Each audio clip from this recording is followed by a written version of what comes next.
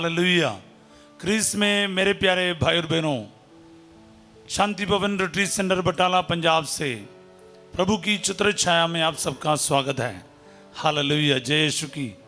प्रिय भाई और बहनों, nothing happens accidentally when God is in action. Hallelujah.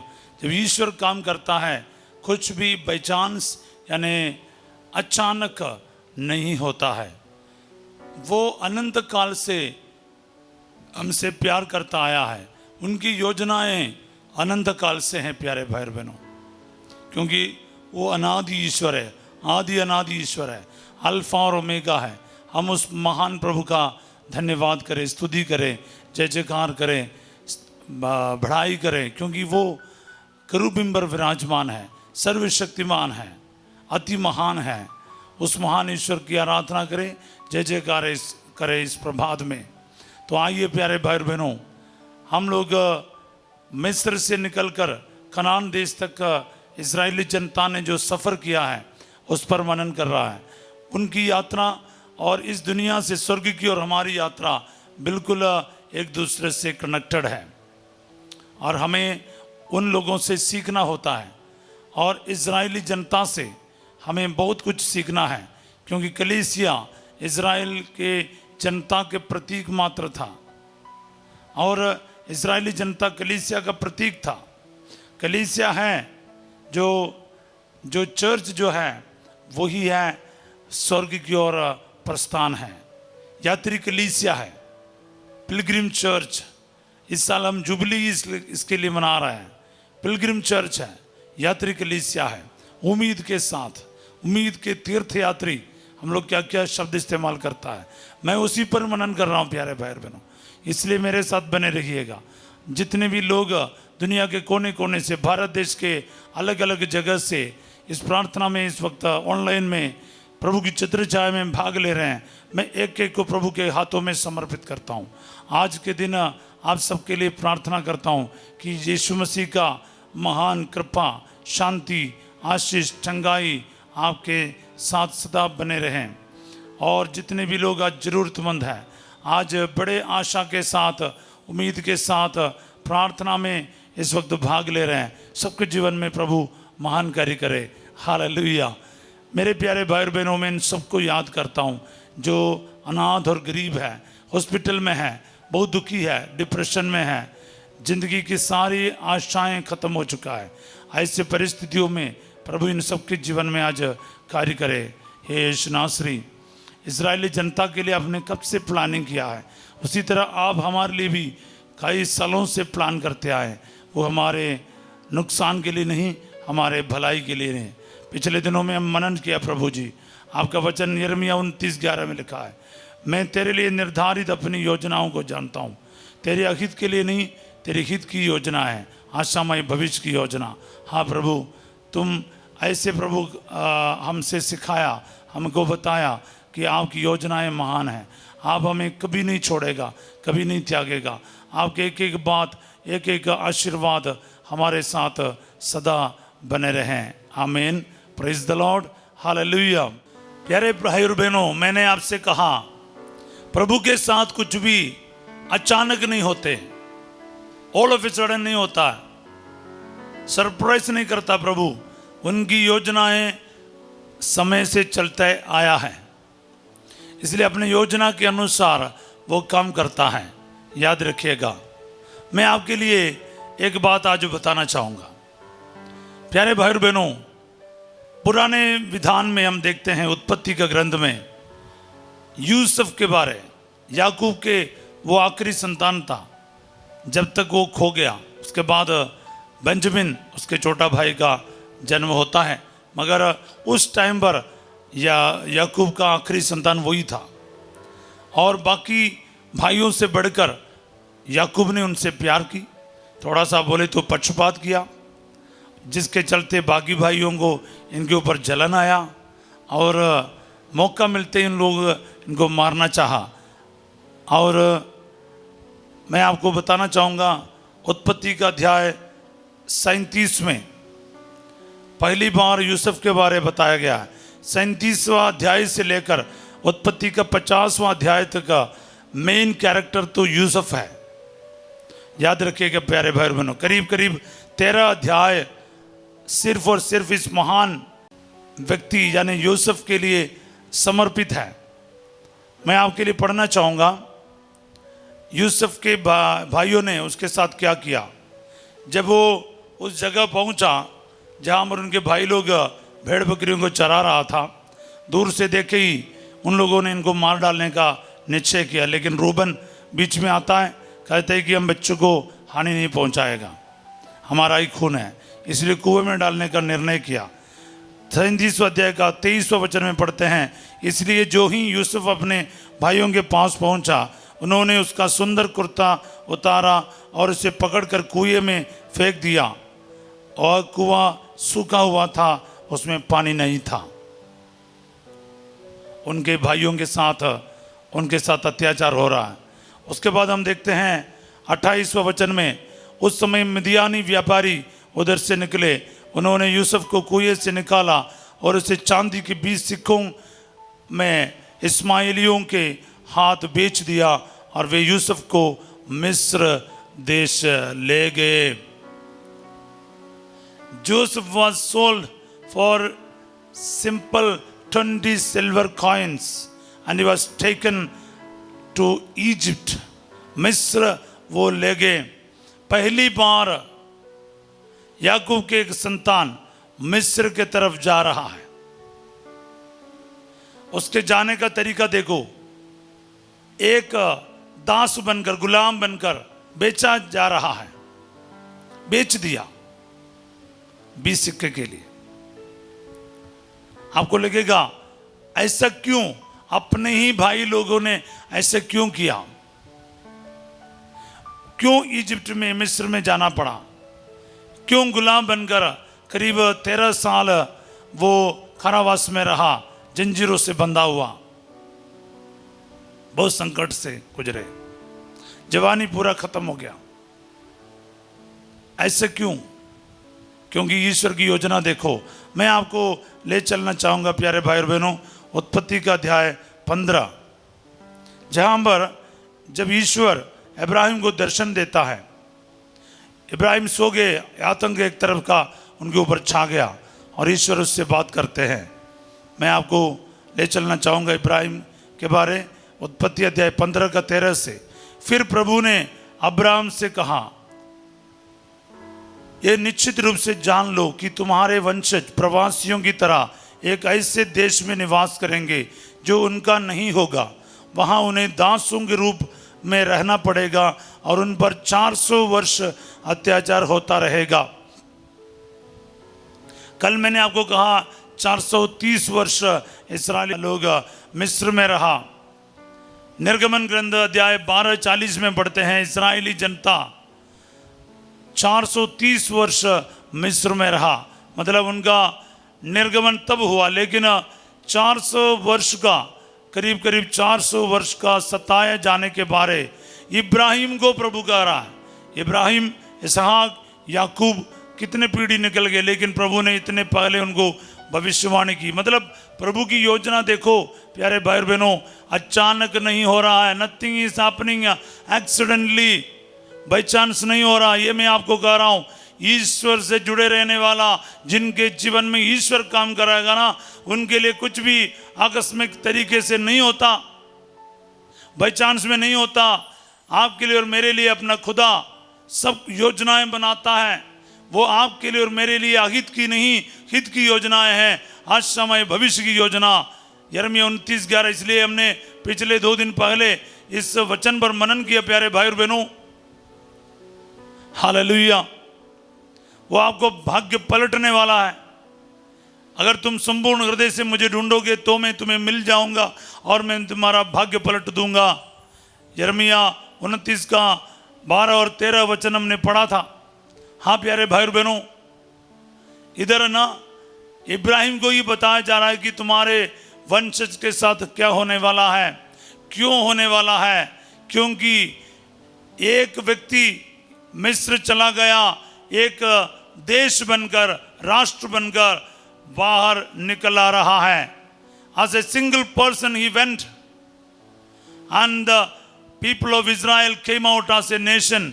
And मैं आपको कहता हूं, while you are in Egypt, you are being built as a nation. आप जब मिस्र में हो, आपके लिए एक राष्ट्र का निर्माण हो रहा है प्यारे भाई बहनों। इसलिए 430 वर्ष वहां पर यातनाओं को सहना पड़ा, लेकिन उनकी संख्या बढ़ती गई। पिछले दिन हमने देखा फिरौन राजा क्या क्या कर रहे थे संख्याओं को कम करने के लिए इब्रानियों का, लेकिन उनका संख्या कम नहीं हुई, वो बढ़ती गई। और प्यारे भाई और बहनों, वो एक नेशन बन गया, क्योंकि ये प्रभु की योजना रहा आपके लिए और मेरे लिए। आज ये वचन पूरा हो जाए। आपका संकट का कारण आपके जीवन में, आपके परिवार में, आपके परिस्थितियों का कारण क्या है? कभी कभार आप खोजते होंगे, आप सवाल करते होंगे, मेरे साथ ऐसा क्यों हो रहा है, मेरे परिवार में ऐसा क्यों हो रहा, मेरे संकट ऐसा, क्योंकि मेरी शादी क्यों हो रहा नहीं हो रहा, मेरे मतलब ज़मीन क्यों नहीं बिक रहा है, मेरा घर क्यों नहीं बन रहा है, मेरे को नौकरी क्यों नहीं मिल रहा है। सारे क्वालिफिकेशन है, पैसा तक है, लेकिन आपका जीवन में कुछ भी आगे नहीं बढ़ता है। हालेलुया। प्रिय भाई और बहनों, ये बेसिक सवाल जो है ना, ये हमारे मन में है, सबके, मेरे मन में भी है। इसलिए मैंने सवाल किया प्रभु से, तो प्रभु ने मुझे इजराइलियों के सफ़र के बारे में मनन करने के लिए कहा, पूर्वजों की तरफ देखने के लिए कहा। ईश्वर ऐसा कुछ भी नहीं करता है, बार बार मेरे को बताया। इसलिए मैं इन बातों के आपके सामने रख रहा हूँ। प्यारे भाई और बहनों, आपके और मेरे जीवन में हमेशा ये बात रहता है, मेरे परिवार में ऐसा क्यों है? किसी ने तो कुछ किया नहीं, कोई मंत्र तंत्र, कोई जादू टोना, जो पूर्वजों की श्राप, पता नहीं क्या चलता है। लेकिन मैं आपको कहता हूँ, जो विश्वास करेगा, ईश्वर की योजनाओं पर भरोसा रखेगा, उनके लिए वो सब कुछ हित में परिणित करेगा। हालेलुया।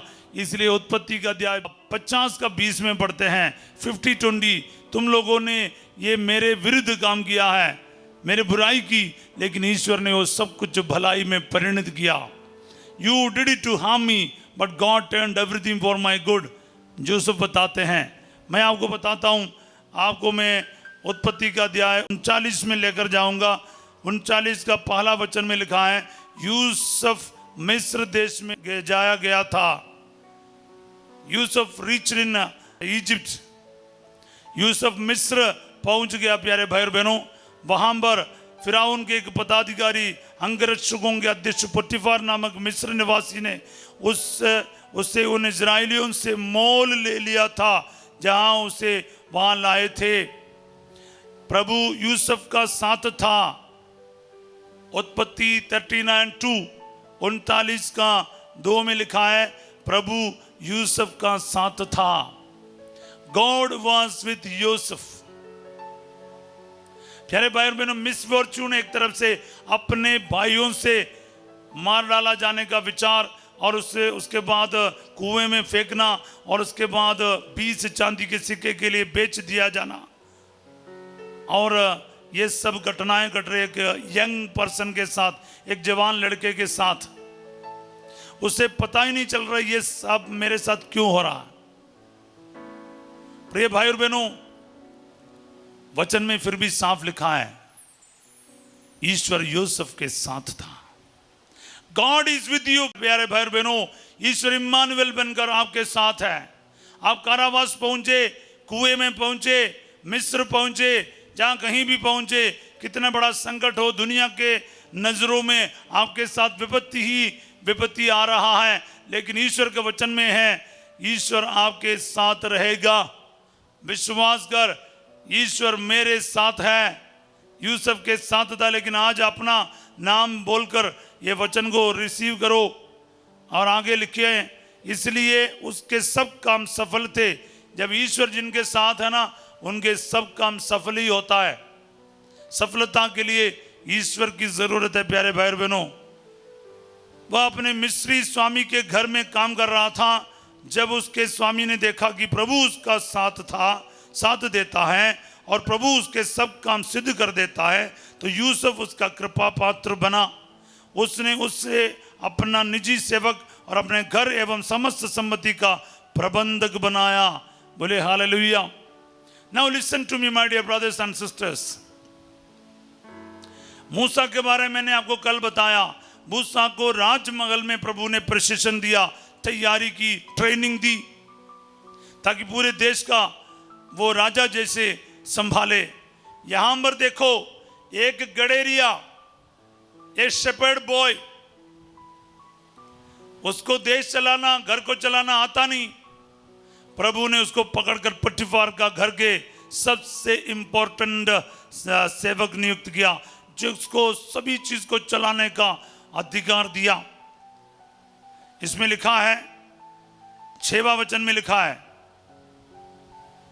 इसलिए उसने अपनी समस्त संपत्ति का प्रबंध यूसुफ के हाथ में दे दिया और उसके रहते उसे अब खाने पीने के सिवा और किसी चीज की परवाह नहीं रह गई। ये पटिफार का हालत था। मतलब यूसुफ को A to Z सारे काम का अधिकार था, सिर्फ उसके और उसके बीवी के अलावा सबके ऊपर उसको अधिकार मिला था। मैं आपको ये विस्तार में क्यों बोल रहा है, ये इसलिए बोल रहा है, मैं अक्सर ये सोचता हूं, एक शेपर्ड बॉय पूरे देश का प्रबंध कैसे कर सकता है? आपको लगता है उसको ऑल ऑफ ए सडन एकदम अचानक प्रभु ने एक दिन में गवर्नर बनाया? बिल्कुल नहीं। उनको प्रशिक्षण दिया प्यारे भाई और बहनों, उनका ट्रेनिंग दिया। पटिफार बहुत बड़ा अधिकारी था, उनके घर का पूरा देखभाल करना, A to Z पूरा व्यवस्था किया उसने। पहले उनको है ना एक अच्छा खासा ड्यूटी पद देकर प्रभु ने देखा यूसुफ कैसा काम करता है, ईमानदारी से, ईश्वर के भय से और बड़े कुशलता से उसने अपना काम ईश्वर के साथ उसकी महिमा के लिए करा।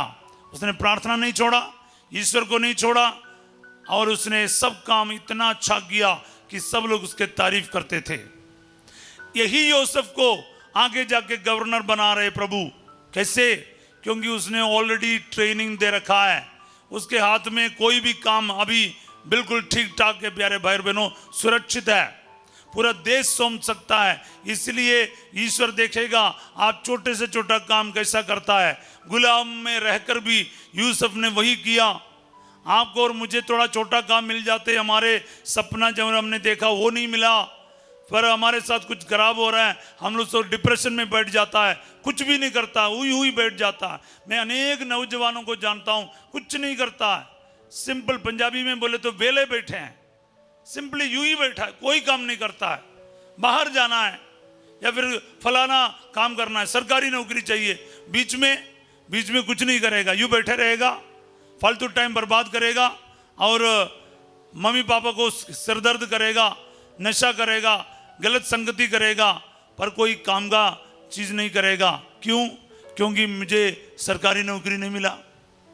पिछले दिन भी मैं एक परिवार विजिट किया, 40 साल के ऊपर हो गया लड़का, शराब पीने के अलावा कुछ नहीं करता, मम्मी का सिर फोड़ते हैं, बाप तो बिस्तर पर है, आतंक मचा रखा है, 2 भाई है, आतंक मचा रखा है। देखो क्या है कारण? कुछ नहीं करता है, सरकारी नौकरी चाहिए, सरकारी नौकरी मिला नहीं तो ऐसा बैठा रहा। जो बाप का पेंशन मिलता है उसका तो नशा के लिए भी काफी नहीं है। ऐसे बहुत सारे परिवार हैं प्यारे भाई, अफसोस से बोलने का, क्योंकि जो देखा है बोलना पड़ता है, किसी की बुराई नहीं बोल रहा हूं। हमने देखा है अधिकतर लोग ऐसे बैठा रहते, लेकिन जो सबसे कुछ सीखो ना, इजरायली जनता में सिखाते हैं। सबसे पहले हमें सीखना यूसुफ के बारे, क्योंकि वही मिस्र गया था। मिस्र क्यों जाना है, तकलीफ में क्यों जाना, परेशानी क्यों आया इसके जीवन में, हम लोग उसी पर मनन कर रहे हैं। हमें देखने वाला, सुनने वाला, जानने वाला, चिंता करने वाला एक खुदा है। मैंने आपको कहा, वो मैं जोसेफ के बारे में भी आपको बोल रहा हूं। जोसेफ के साथ प्रभु था, जोसेफ ने ईश्वर ने जोसेफ के बारे जाना, जोसेफ के आंसुओं को देखा, जोसेफ के पुकार को सुना। यस प्यारे भाई और बहनों, इसलिए आप घबराइए नहीं। आपके जीवन में कुछ बात चल रहे हैं तो ध्यान रखना, आपका खुदा कुछ भी अनजाने में नहीं कर रहे हैं, अचानक नहीं कर रहे हैं, एकदम नहीं कर रहे हैं, वो सोच समझ कर अपनी योजना के मुताबिक कर रहा है। 400 वर्ष अत्याचार सहेगा तो उत्पत्ति 15 में हम पढ़ रहे हैं, तो वहां से कितने वर्ष निकल गया, पहले यूसुफ पहुंच रहा है। वो 400 वर्ष जब पूरा हो गया, मूसा के बारे हमने देखा। मैं आ रहा हूं, मैं एक एक करके आराम से जाऊंगा, मेरे साथ बने रहिए प्यारे भाई और बहनों। आपको सवालों का जवाब मिलने वाला है। आप जस्ट इमेजिन करके देखो प्यारे भाई और बहनों, एक शेपर्ड बॉय को राजमहल में राजा के बाद दूसरे नंबर के अधिकारी बनने का ये कैसा हो सकता, बताइए। खड़े खड़े नहीं हो सकता है। इसलिए प्रोसीजर है, अपने भाइयों से घृणा किया जाना, कुएं में फेंक दिया जाना, 20 चांदी के सिक्के से बेच दिया जाना, और पोतीफार के घर में अभी नौकरी करना।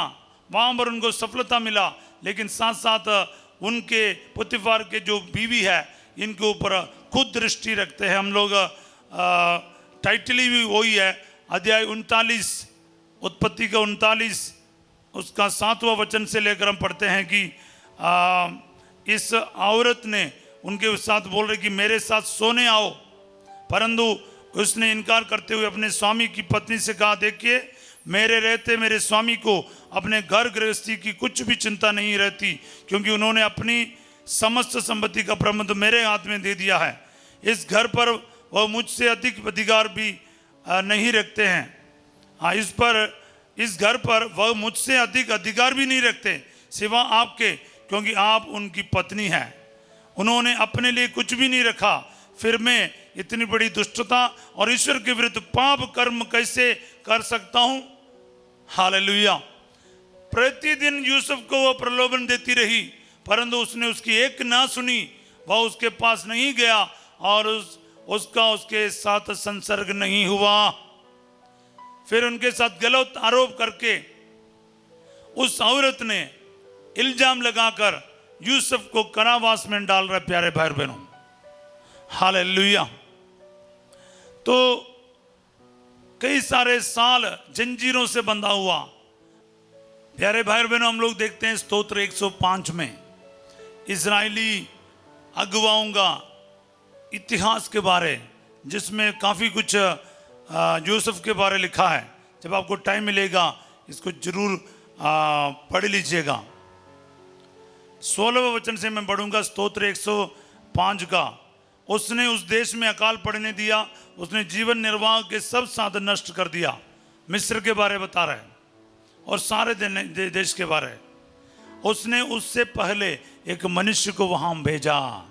यूसुफ वहां दास के रूप में बिक गया। देखो क्या योजना रहा प्रभु का। उसके पैरों में बेड़ियां डाली गई और उसकी गर्दन में लोहे की जंजीरें। उसके पैरों में बेड़ियां डाली गई और उसके गर्दन में लोहे की जंजीरें। उसकी भविष्यवाणी पूरी होगी। प्रभु की वाणी ने उसे सच्चा प्रमाणित किया। राजा ने उसे रिहा करने का आदेश दिया। राष्ट्रों के शासक ने उसे मुक्त किया। हालेलुया। याद रखना प्यारे भाई बहनों, यह प्रभु की योजना है। कुछ भी अचानक हमारे जीवन में नहीं होता है। प्रिय भाई और बहनों, अगर यूसुफ को वहां पर अधिकार नहीं मिलते होते, याकूब और उनके संतान वहीं पहुंच नहीं पाते। वहां पर जब पहुंचा तो उन लोग गुलाम बनकर नहीं रहा। याद रखना, यूसुफ की कहानी में आगे बढ़ाऊंगा। आपको और मुझे मिस्र में क्यों जाना पड़ता, देरी क्यों लगता हमारे जीवन में, क्योंकि ईश्वर की योजना है। प्यारे भाई बहनों, यूसुफ के सारे जवानी एक तरफ से खराब हो गया, बर्बाद हो गया। यूसुफ अपने भाइयों का बदला तो ले सकता था, लेकिन उसने ईश्वर की योजनाओं को समझा, उसने देखा और समझा। प्यारे भाई बहनों, इसलिए आपको और मुझे आज ईश्वर की बातों को, उनकी योजनाओं को समझना है। आपके जीवन में एक मिस्र क्यों हो रहा है? जब आपको एक माइग्रेशन करना पड़ा, एक क्या विदेश जाना पड़ता है, परिवार को छोड़ना पड़ता है, कई सारे कष्टों से गुजरना पड़ता है। आपको लगता है ईश्वर मेरे बारे चिंता नहीं करता, लेकिन प्रभु आपके बारे चिंता करता है। वो आपको देखता है, वो आपको जानता है, आपको सुनता है। इस बात को याद रखिए प्यारे भाई बहनों, आज ये वचनों को याद रखिएगा। ईश्वर यूसुफ के साथ था। उत्पत्ति 39:2। आप इस वचन को अपने ऊपर ले लेना, परिवार के लिए बोलना, प्रभु काम करेगा, प्रभु काम करेगा। बने रहो प्यारे भाई बहनों। तकलीफ या ट्रेजेडी और आपके साथ बुराई ही बुराई होता है, उस समय है ना, आपको ईश्वर से रिश्ता तोड़ना नहीं चाहिए, प्रार्थना को खत्म नहीं करना चाहिए, बाइबल को पढ़ना खत्म नहीं करना चाहिए, रोजरी पढ़ना बंद नहीं करना चाहिए, बने रहना। परिवार वाले आपके खिलाफ हो सकते, आपके रिश्तेदार आपके खिलाफ हो सकते, आपके अधिकारी आपके खिलाफ हो सकते, दुनिया आपके विरुद्ध हो सकता, सोशल मीडिया हो, अधिकारी लोग हो या कोई भी हो, दुनिया समाज आपके विरुद्ध हो सकता, लेकिन आपका खुदा आपके साथ है। इसलिए संत पौलुस कहते हैं, यदि ईश्वर हमारे पक्ष में है तो कौन हमारा विरुद्ध होगा। रोमियो 8:31। ईश्वर आपके पक्ष में होना चाहिए प्यारे भाई बहनों। चाहे दुनिया आपके विरुद्ध हो जाए या फिर समस्त संसार आपके विरुद्ध हो जाए, ईश्वर ने आपको चुन लिया है, ईश्वर ने आपको खास समझा है, अपना समझा है, नाम लेकर बुलाया है आपके भविष्य उज्जवल करने के लिए। वो आपको छोड़ेगा नहीं, वो आपको त्यागेगा नहीं, वो आपके जीवन में कार्य करेगा। इसलिए आइए प्यार प्रार्थना करें कि आज के वचन, आज के प्रभात की प्रार्थना, ये इजरायली लोगों के साथ हमारे जो सफ़र है हमने शुरू किया है, आज स्वर्ग जाने के लिए, स्वर्ग को प्राप्त करने के लिए हमारी मदद करे। हम निराश और हताश ना हो, जिंदगी के परिस्थितियों से हम लोग पराजित ना हो, मगर पराजय नहीं, उसमें जीतने का प्रभु आपको कृपा दे। आज हताश और निराश होकर डिप्रेशन में ना बैठे, आप प्रभु के पास आए। अगर कोई विलंब हो रहा है, अगर कोई बुराई हो रहा, आपका खुदा तो आपके साथ है, सब कुछ वो भलाई में बदल सकता है। उत्पत्ति 50:20 का वचन आपका जीवन का हिस्सा बना दीजिए प्यारे भाई बहनों। आज के दुर्भाग्य, आज का जो संकट ना, आप टेंशन ना लो, प्रभु आपका भविष्य उज्जवल बना सकते, भाग्य पलट सकता है। विश्वास कर उसके योजनाओं पर, आपके लिए कुछ भी वो आगित के लिए नहीं करेगा। सब बोले आमीन। हाँ प्यारे भाई बहनों, इसलिए हम प्रार्थना करें, आज के दिन भरोसा रखें, विश्वास करें, बस इतना ही करना, यूसुफ के समान विश्वास करना। मिसफॉर्च्यून और आपके साथ जो भी बीत रहा ना, उस पर टेंशन ना ले, फोकस प्रभु पर रख, उसकी योजनाओं पर रख। वो आपके विरुद्ध कुछ भी नहीं होने देगा, आपके लिए सब कुछ वो एक तरफ कर सकता है। आपके साथ आपका खुदा है, विश्वास करो प्यारे भाई बहनों। नौकरी नहीं मिल रहा है, बीमारियां चल रहा है, किसी का कोई नुकसान हो रहा है, आप बेफिक्र रहिए, विश्वास करते रहा, मेरा खुदा मेरे साथ है। निराश में और दुखी में रहकर ईश्वर के विरुद्ध नहीं बोलने का, ये पाप ना कीजिए। यूसुफ के मुंह से एक भी शब्द हम नहीं सुन रहा। इतने साल के यातनाओं में, इतने साल के जो पीड़ा उसने झेला है, एक शब्द उसके मुंह से नहीं निकल रहा है। वो साइलेंट रहकर सब कुछ झेला है और ईश्वर की योजनाओं को देखता रहा। उसके बारे में मनन करेंगे। हालेलुया। सो मेरे प्यारे भाई और बहनों, इस वक्त मैं आपके लिए प्रार्थना करूंगा। आपके सिचुएशन में आज ईश्वर आपके साथ रहें, हर एक संकट से आपको बचाएं, बीमारियों में साथ दे, आपको छुटकारा दे, चंगाई दे। Hallelujah hallelujah. प्रभु जितने भी मेडिकल प्रभु जी इमरजेंसी में हैं, जितने भी लोग प्रभु जी एक्सीडेंट के करके हॉस्पिटल में हैं, जितने लोग प्रभु जी बहुत लाइलाज बीमारियों के करके हॉस्पिटल में है, कैंसर के मरीज हो, ब्रेन ट्यूमर हो, आईसीयू में हो, वेंटिलेटर में हो, किडनी के पेशेंट्स हो, जितने भी लोग इस वक्त ऑपरेशन के बाद रिकवरी कर रहा है, प्रभु जी इस वक्त आशीष दे। प्रभु जी मैं जोश पालकुरा के लिए, सिस्टर लिस्यू के लिए प्रार्थना करता हूँ जलंधर डायसिस से। प्रभु जी फादर जी का किडनी ट्रांसप्लांट हुआ है, अभी भी इन्फेक्शन का डर लगता है, लेकिन प्रभु पूर्ण रूप से उन्हें स्वस्थ कर जल्दी से हमारे डायसिस में वापस ले आइए प्यारे यीशु नासरी। मैं अनमोल के लिए प्रार्थना करता हूँ, अमल राज के लिए प्रार्थना करता हूँ, कई सारे भाई बहन जो किडनी के पेशेंट्स है प्रभु जी, कई लोगों का नाम मुझे याद नहीं आ रहा, लेकिन कई लोगों ने प्रार्थना तो जरूर मांगा है और इस वक्त प्रार्थना सुन रहा है। सारे किडनी पेशेंट्स भी heal in the name of Jesus, amen. Hallelujah. प्रभु आपके साथ रहे, आपको चंगा करे। आमीन आमीन आमीन। हार्ट के मरीज को, लिवर के मरीज को, फेफड़े के मरीज को, और इस वक्त यूट्रस में जो गांठ है, ब्लीडिंग का प्रॉब्लम है, फाइब्रोइड्स है, और आप जो कैंसर के मरीज है, आपके शरीर में अलग अलग जगह पर कैंसर है, breast cancer, blood cancer, bone cancer, pancreas में, आपके गुर्दे में, आपके रीढ़ की हड्डी में कैंसर आए हैं, कई सारे परेशानियों से गुजर रहा है, अचानक पूरे जीवन बर्बाद हो रहे हैं, या परिवार टूट रहा है, खत्म हो रहा है। प्रभु जी इन सभी परिस्थितियों से इन भाई बहनों को बचा लीजिए। प्रभु जी मैं अनेक लोगों के लिए प्रार्थना करता हूं जो हमसे प्रार्थना की मांग करके रखा है। प्रभु जी अलग अलग प्रांतों से, इलाके से कई सारे लोगों ने नाम लिख के भेजा है, निवेदन भेजा है, ऑनलाइन के द्वारा हो, पर्सनली क्यों ना हो, या फिर इन शांति भवन में आने के द्वारा, इन सबको आज चंगाई का वरदान दीजिए प्रभु, क्योंकि आप कर सकता है। आप यहोवा राफा है, आपके लिए कुछ भी असंभव नहीं है। जो मनुष्यों के लिए असंभव है, ईश्वर के लिए संभव है। इसलिए प्यारे यीशु नासरी, पूरे विश्वास के साथ हम आपसे मांगते हैं, तुम मेरा नाम लेकर मुझसे कुछ भी मांगोगे, मैं तुम्हें वही प्रदान करूंगा। यूहन्ना 14:14 का वचन इन भाई बहनों के लिए पूरा हो जाए, जिनके रीढ़ की हड्डी में प्रॉब्लम है, स्लिप डिस्क है, नस से नस फंसा हुआ है, चंगा हो जाए। सर्वाइकल बोन्स और टेल बोन चंगा कर दिया जाए। बवासीर का प्रॉब्लम ठीक कर दिया जाए। अल्सर के परेशानी दूर कर दीजिए प्रभु जी। हालेलुया। गैस का प्रॉब्लम हो, या फिर इंडाइजेशन का प्रॉब्लम है, जलन का प्रॉब्लम है, पेट में चंगा कर दिया जाए प्रभु जी। गर्भावस्था में प्रभु जी इन सभी महिलाओं को बरकत दे, आशीष दे, उनके बच्चों को और उनको भी प्रभु संभाल कर रखा। जितने भी फाइब्रोइड्स है, जितने भी गांठ है आपके यूट्रस में, प्रभु आपको चंगा करे, आपका बेबी को सुरक्षित रखे। आमीन आमीन आमीन। रिसीव करते जाएं। Hallelujah hallelujah.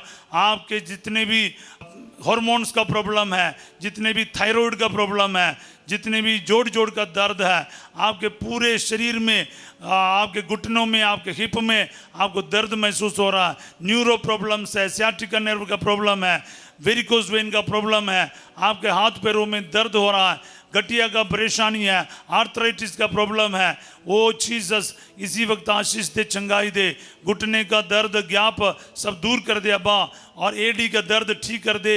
शरीर के हर एक दर्द, सिर दर्द से लेकर, बुखार से लेकर, टाइफाइड से लेकर, और प्रभु जी नाक का प्रॉब्लम, आंखों का तकलीफ, कान का तकलीफ चंगा कर दे। जो चेहरे पर एलर्जीज है चंगा कर दे। शरीर में जो एलर्जीज है, स्किन डिजीज है, स्किन में एलर्जीज है, यीशु के नाम पर चंगा हो जाए। बोले आमीन हालेलुया। सर से लेके पांव तक प्रभु आशीर्वाद दे। ऑटिज्म से, डिप्रेशन से चंगाई दे। बाल जड़ता है आपका, वो ठीक कर दे प्रभु। Hallelujah hallelujah. काम कमाई में बरकत दे, आशीष दे। आपके विदेश जाने का सारे रुकावटों को प्रभु दूर कर दे। पासपोर्ट में, वीसा में प्रभु बरकत दे।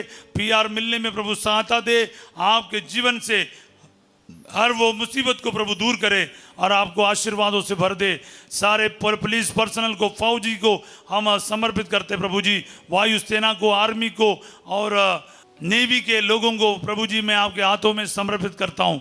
यीशु मसीह नासरी इन सभी पर आपका आशीर्वाद बने रहें। सारे देश के अगुवाओं के लिए हम प्रार्थना करते हैं प्रभु जी, जो मसीह होने के नाते अत्याचारों को झेलने वाले को प्रभु यूसुफ के जैसा खुदा के योजनाओं को समझने की कृपा प्रदान कर। जितने भी हमारे देश में ही अलग अलग प्रांतों में प्रभु जी अत्याचार चल रहे, तेरे विश्वासी होने के नाते उनके साथ रह प्रभु जी। जैसे आपने यूसुफ के साथ रहा, इन भाई बहनों के साथ रहा, इन पुरोहितों के, धर्म बहनों के साथ रहा, इन प्रचारकों के साथ रहा, उनकी रक्षा कर प्रभु जी। हालेलुया।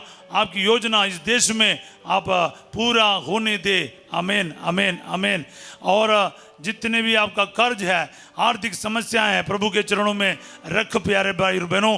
प्रभु आपका सारा भाग्य पलट कर आपके साथ देगा। सब बोले आमीन। साथ ही साथ जिनकी शादी में रुकावट है, बच्चे के वरदान नहीं है, और कितने समय से एक उचित जीवन साथी के लिए सोच रहा है, प्रभु आपको आपके सारे रुकावटों को दूर करके आशीर्वाद दे। सारे कलीसिया के अगुवाओं के साथ में इस वक्त आपको ब्लेस करना चाह रहा हूँ। संत पापा लियो, सारे कार्डिनल्स, आर्च बिशप्स, बिशप्स, पुरोहित, उनके सब साथ मिलकर उनके अभिषेक के साथ मेरे पुरोहित अभिषेक को जोड़ते हुए मैं आपको ब्लेस करता हूँ। अपना सिर झुका कर ये आशीर्वाद ग्रहण कीजिए प्यारे भाई बहनों।